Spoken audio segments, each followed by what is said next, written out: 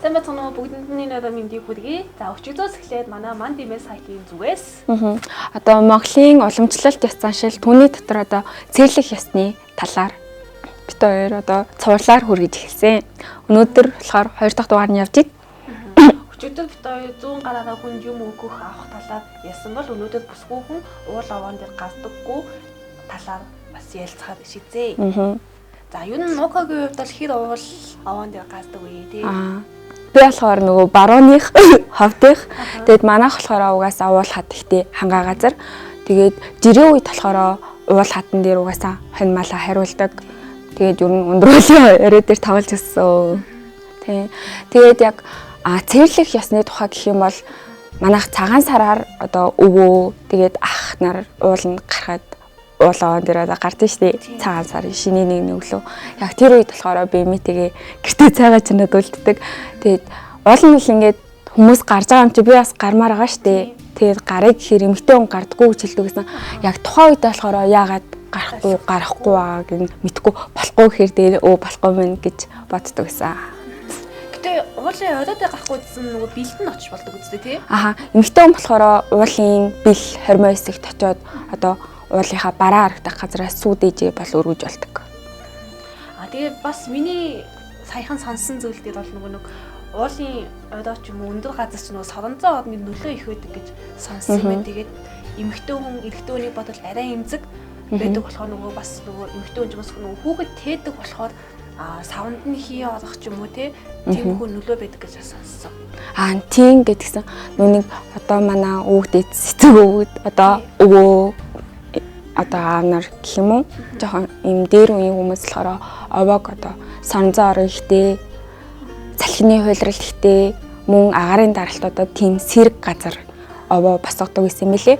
Тэгээд эмэгтэй хүнийг ер нь аваан дээр гарахгүй байх одоо цэрлэх ёсыг гэх юм уу энэ байгаль орчинтойгоо байгаль дэлхийтэйгээ харьцаад одоо мэдснээрээ тийм цэрлэх ёсыг гаргасан гэж би ойлгосон. Ер нь бол стед үеэс нөгөө байгалаа таниад л ингээд одоо амьдарч байгаа юм чи нөгөө байгалаа судлаад гаргасан л гэж ойлгож байна шүү дээ тий. Гэтэ чамд тийм бодол төрж ийсэн үү? Одоо ингээд эрэгтэй хүмүүс уул аваан дээр гараад нь тэнгуут эмэгтэй хүнийг яагаад гарахгүй байгаа? Одоо хүйсний хувьд ч юм уу эсвэл одоо ингээд эрэгтэй хүнийг одоо эмэгтэй хүнээс илүү мэлүүч гэх юм уу? Тийм одоо үзэл санаа бас хүмүүсийн дунд байдаг шүү дээ. Тийм.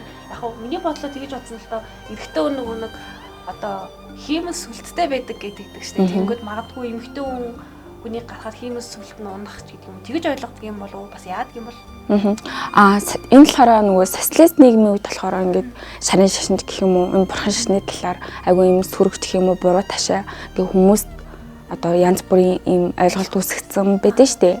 Тэнгүүд одоо эрэгтэй хүнийг эмэгтэй хүнээс илүү одоо сүлт ямар лундатай тэнгуут уул аваан дээр гарч тэрийгээ одоо сэргээдэг тийм гэж ойлгох юм билээ. Энэ л хороо яг тийм социалист нийгмийн үед гарсан яриа болохоос уул аваан дээр эмэгтэй эрэгтэй хүн гарах ямар ч ялгаагүй тийм эмэгтэй эрэгтэй хүний одоо хүчний хувьд ч гэх юм уу ямар ч ялгаагүй зүгээр эмэгтэй хүнийг уул аваан дээр гарахад тийм хүүхэд тээж төрүүлэхэд хүүхэд нь тий гажигтай ч юм уу ийм уужиг хүчтэй төрхөөс ер нь сэргийлж гаргадаггүй байх одоо тийм цэрийг гаргасан юм гэж ойлгосон.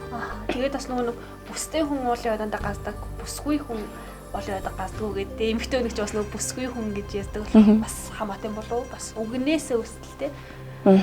Бүсгүй нэг одоо уул аваан дээр гарахад цэрлэх ёсны болохоор зэрэг манай эцэг хүүхдийн олон жилийн туршид те байгаль дэлхийтэйгээ харилцаж танин мэдэж одоо эмэгтэй хүнийг эрэгтэй хүнээс илүү эмзэг те мэдрэмтгий гэдгээр нь одоо хүлийн зөвшөөрч юм хайрлж одоо инэрчтэй өрөвдсөн ийм цэр ёс гэж би ойлгосон. Ер нь бол нэгүсэнгүү тийм үнэлэг ёс гэж ойлгож байгаа юм шүү дээ.